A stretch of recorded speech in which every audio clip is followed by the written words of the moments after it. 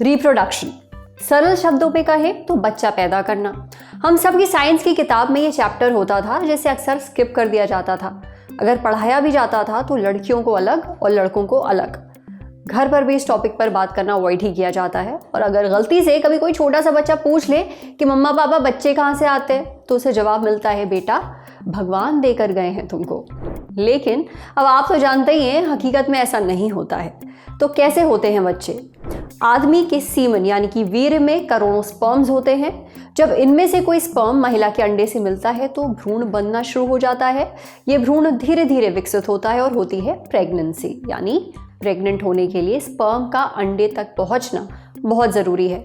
अब अगर आप प्रेगनेंसी के लिए ट्राई कर रहे हैं और आपका स्पर्म काउंट अच्छा है, यानी सीमन में पर्याप्त स्पर्म्स हैं, तब तो प्रेगनेंसी में कोई दिक्कत नहीं आएगी। लेकिन अगर स्पर्म काउंट कम है तो महिला को प्रेग्नेंट होने में मुश्किल आती है। आजकल पुरुषों में स्पर्म काउंट कम होना बहुत ही आम समस्या बनती जा रही है। ऐसा क्यों हो रहा है, ये आज सेहत के इस एपिसोड में हम डॉक्टर से जानेंगे। डॉक्टर से ये भी समझेंगे कि आदमियों में किन वजहों से स्पर्म काउंट गिरता है, स्पर्म काउंट कम है और क्यों, ये कैसे पता चलता है। ये भी जानेंगे कि स्पर्म काउंट बढ़ाने के लिए क्या करना चाहिए। तो सुनिए। Powered by Sensodyne K।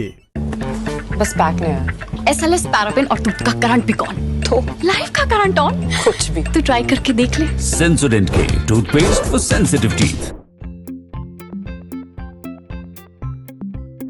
Sperm count कम होने के दो रीजन हो सकते हैं। या तो स्पर्म बन नहीं रहे हैं या तो स्पर्म शरीर से बाहर नहीं आ रहे हैं।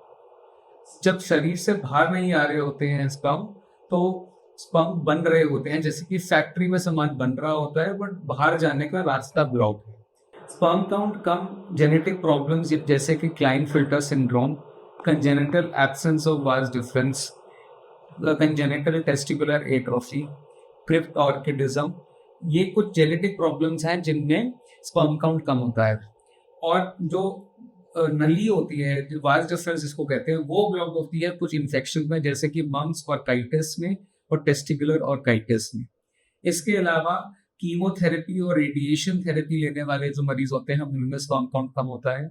जो एक्सेसिव स्मोकिंग, ड्रग्स और अल्कोहल यूज करते हैं उनमें स्पर्म काउंट कम होता है। जो ऐसे पेशेंट्स होते हैं जिनका स्क्रोटल एरिया एक्सेसिव हीट से एक्सपोज होता है, जैसे कुछ कश्मीरी लोग होते हैं जो कि अपने काफ्तान के अंदर अंगीठी पहन के चलते हैं वार्म के लिए, उनमें स्पर्म काउंट कम होता है। तो अगर ये पता करना है कि रास्ता ब्लॉक्ड है या फिर स्पर्म बन ही नहीं रहे हैं, तो सबसे पहले टेस्टिकुलर बायोप्सी होती है। कहने का मतलब है टेस्टिस का एक टुकड़ा लेके लैब में टेस्ट किया जाता है कि इसमें स्पर्म बन रहे हैं या नहीं बन रहे हैं। जब ये हो जाता है तो हमें पता चल जाता है कि टेस्टिस में स्पर्म बन रहे हैं या नहीं बन रहे हैं। अगर बन रहे हैं और बाहर नहीं आ रहे हैं और पेशेंट का सेक्सुअल फंक्शन नॉर्मल है, तो IVF इसी प्रोसेस से उसको प्रेगनेंसी दी जा सकती है, उसी के स्पर्म से। ये एक ऐसा प्रोसेस है जिसमें स्पर्म्स को एक्सट्रैक्ट करके लेडी के एग लेके बच्चा बना के उस पर रखा जाएगा। अगर स्पर्म बन ही नहीं रहे हैं तो ना बनने का जो कारण है उसकी जांच करी जाती है। वो पता करने के लिए हार्मोन टेस्ट होते हैं जिसको हम कहते हैं FSH इमेज। इन टेस्ट के माध्यम से हम बता सकते हैं कि कोई हार्मोनल प्रॉब्लम है या नहीं है। अगर हार्मोनल प्रॉब्लम है तो हार्मोन रिप्लेसमेंट थेरेपी दी जाती है, जैसे कि FSH, LH या टेस्टोस्टेरोन। अगर आपको अपना स्पर्म काउंट बढ़ाना है तो हेल्दी वेट मेंटेन करना बहुत ज़रूरी है। हेल्दी चीज़ें खाइए, अपनी डाइट में फल और सब्जियां ज़रूर शामिल करिए, शराब सिगरेट से एकदम परहेज़ करिए, स्ट्रेस मैनेज कीजिए और रोज़ थोड़ी एक्सरसाइज करिए। अगर स्पर्म कम होने की कोई वजह नहीं मिलती है, क्योंकि बहुत सारे केसेस में ऐसा होता है, लेकिन फिर भी स्पर्म कम है, तब प्रेगनेंसी के लिए स्पर्म डोनेशन या सीमन डोनेशन का सहारा लिया जाता है। आपने आयुष्मान खुराना की विक्की डोनर फिल्म तो देखी ही होगी। उसमें आयुष्मान का जो किरदार है वो एक स्पर्म डोनर होता है और ऐसे ही डोनर्स की मदद से प्रेगनेंसी कंसीव की जाती है। अब बढ़ते हैं सेहत के अगले सेगमेंट की तरफ, तन की बात। आपको पता है स्ट्रेस से भी कमर दर्द होता है। डॉक्टर से जानते हैं क्यों और कैसे पता करें कमर दर्द स्ट्रेस की वजह से है।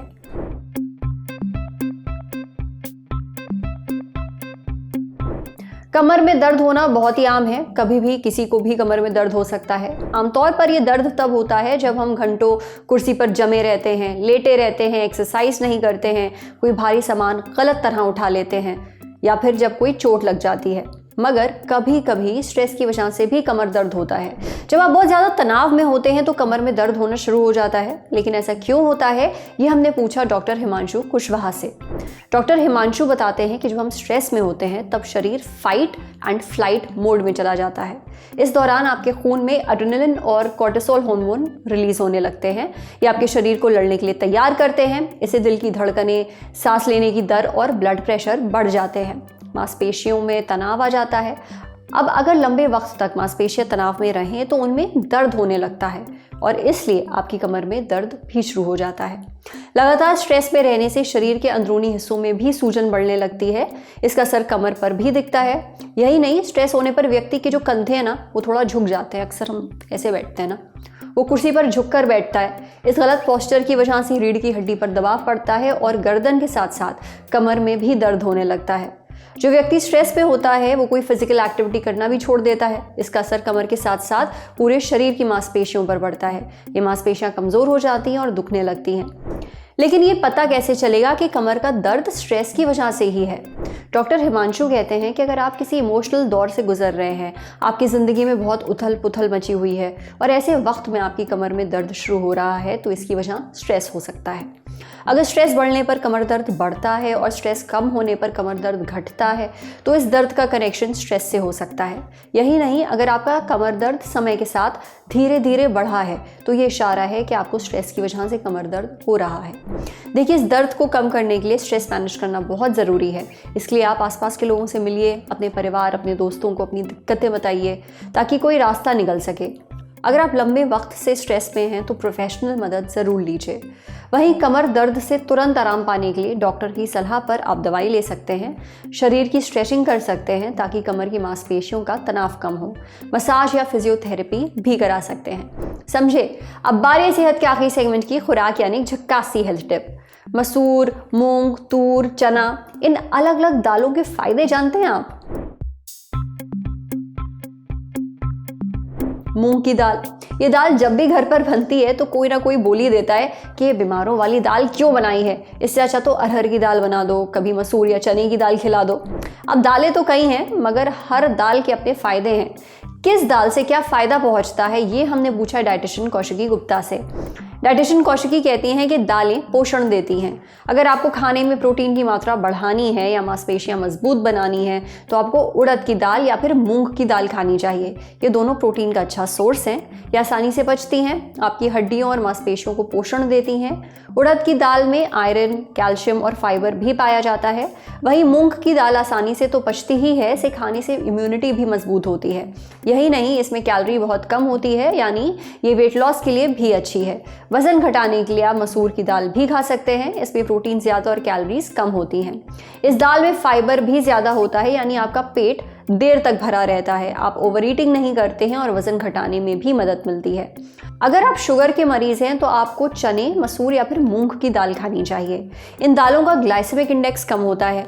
ग्लाइसेमिक इंडेक्स का कम होना यानी उस चीज़ को खाने से शुगर लेवल तेज़ी से नहीं बढ़ता है। चने की दाल का ग्लाइसेमिक इंडेक्स 8 होता है, मसूर की दाल का 25 और मूंग की दाल का ग्लाइसेमिक इंडेक्स 29 होता है। यानी ये तीनों ही दालें डायबिटीज़ के मरीजों के लिए सेफ हैं। अगर आपके शरीर में खून की कमी है या आपको बहुत कमज़ोरी महसूस होती है तो आपको मसूर, अरहर, चने या फिर उड़द की दाल खानी चाहिए। इसमें आयरन होता है। आयरन खून की कमी को दूर करता है, शरीर में हीमोग्लोबिन का लेवल बढ़ाता है, साथ ही एनर्जी भी मिलती है ताकि आपको थकान या कमज़ोरी ना महसूस हो। हालांकि अगर आपको कोई किडनी की बीमारी है या कोई दूसरी गंभीर समस्या है तो एक बार अपने डॉक्टर से सलाह लें कि आपको कौन सी दाल खानी चाहिए और कितनी मात्रा में खानी चाहिए। आज सेहत पर इतना ही। अगर आप एक डॉक्टर हैं, हमसे कुछ शेयर करना चाहते हैं तो जो ईमेल आईडी इस वक्त आपको अपनी स्क्रीन पर दिख रही है उस पर हमें एक मेल भेज दीजिए। शुक्रिया।